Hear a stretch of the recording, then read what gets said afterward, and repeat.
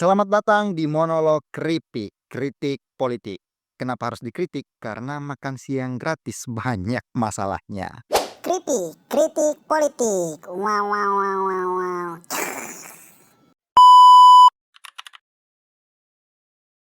Makan bergizi gratis. Wih, banyak nih celah yang bisa kita kritisi di sini. Tapi jujur sejujur-jujurnya, saya sangat setuju dengan program ini. Serius men, setuju banget. Karena di jajanan-jajanan sekolah di Indonesia didominasi jajanan instan dan tentu saja tidak sehat.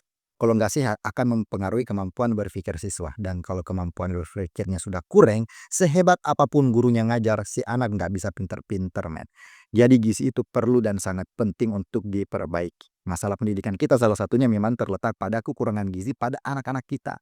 Nah, untuk yang belum paham, jadi gini nih, seorang manusia itu sangat ditentukan oleh gizi yang diperoleh saat dalam kandungan dan 100 hari pertama saat ia lahir.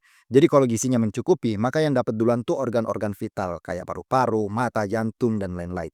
Nah, kalau gizinya masih ada sisa, baru tuh gizi dipakai buat numbuh. Nah, kalau masih ada sisa lagi, gizinya baru tuh dipakai buat perkembangan kognitif, logika, dan berbahasa.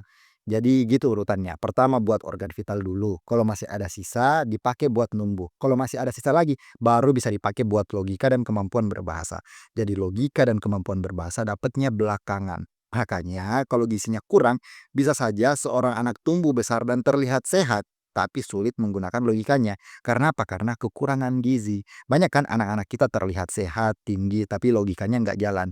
Nah, begitu pentingnya nih gizi untuk membangun pendidikan anak. Jadi, memperbaiki gizi bukan main-main, men. Kalau gizinya kurang, sebaik apapun kurikulum dan sehebat apapun gurunya, pendidikan kita stuck di situ doang, nggak berkembang.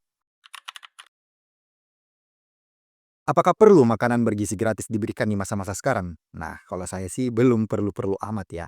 Men, di Indonesia daya beli sudah turun. Banyak kelas menengah yang turun kelas, lapangan kerja dikit.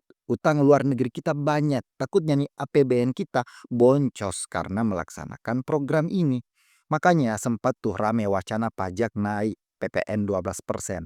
Lagian masih banyak yang perlu diperbaiki di pendidikan kita selain ngasih makan gratis ke siswa-siswa kita. Pertama, gaji guru. Udah jadi pengetahuan umum kan guru-guru kita banyak yang digaji nggak layak. Tapi kan udah banyak ASN tuh, penerimaan ASN P3K. Ya emang sih banyak, tapi belum maksimal. Banyak di daerah-daerah yang belum tercover. Belum lagi kebanyakan guru-guru siluman.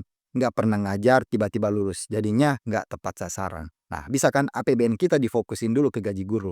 Nah, kedua, masalah fasilitas sekolah, jomplang banget. Ada nih baru-baru viral, salah satu SD di Nias, gurunya nggak pernah datang ngajar. Dan ternyata akses ke sekolahnya yang sulit. Belum lagi fasilitas-fasilitas pendukung lain di sekolah, lab komputer, lab IPA, lab bahasa, lapangan. Banyak loh sekolah-sekolah yang nggak punya lapangan. Itu dulu tuh diperbaiki, fokus pada pengembangan fasilitas daripada membiayai makan bergizi gratis yang banyak problemnya. Ketiga, dana bos. Waduh, ini lebih parah nih. Penggunaan dana bos banyak yang nggak efektif di sekolah-sekolah. Saya nggak mau nuduh nih, tapi faktanya ada beberapa sekolah yang salah dalam menggunakan dana bos.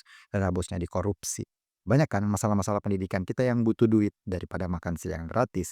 Lagian makan bergizi gratis tuh potensi penyalahgunaan anggarannya tuh besar. Bayangin, tiap hari paling tidak negara harus mengeluarkan 800 M. Itu duit kalau nggak diawasi ketat bisa jadi lahan basah buat para koruptor.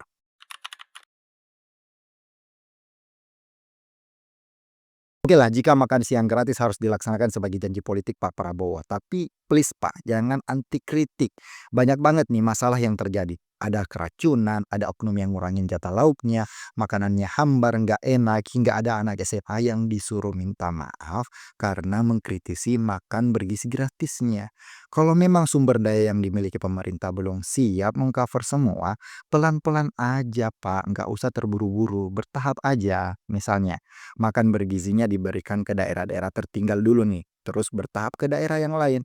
Jangan langsung sekaligus. Terus kalau memang nggak bisa tiap hari, ya udah jangan dikasih tiap hari. Terus kalau ada kendala baik itu pada mitra yang diajak bekerja sama atau distribusinya yang sulit, lakukan perbaikan. Terbuka dong sama semua kritikan. Ini nih duit rakyat yang dipakai, duit kita dan rakyat please lah.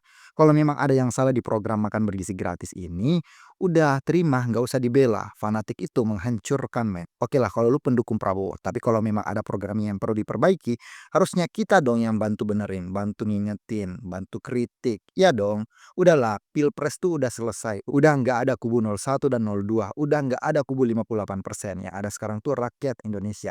Kita semua ini rakyat Indonesia dan Pak Prabowo, presiden kita, udah fix. Tugas kita tuh terus ngasih kritik biar programnya berbenah. Kalau memang makanannya nggak enak, ya udah perbaiki. Kalau memang makanannya ada racunnya, selidiki siapa vendornya. Kasih sanksi seberat-beratnya, gitu. Nggak usah kita rakyat saling sikut, ya kan? Ini tuh duit kita loh yang dipakai. Wajar kalau kita kritisi.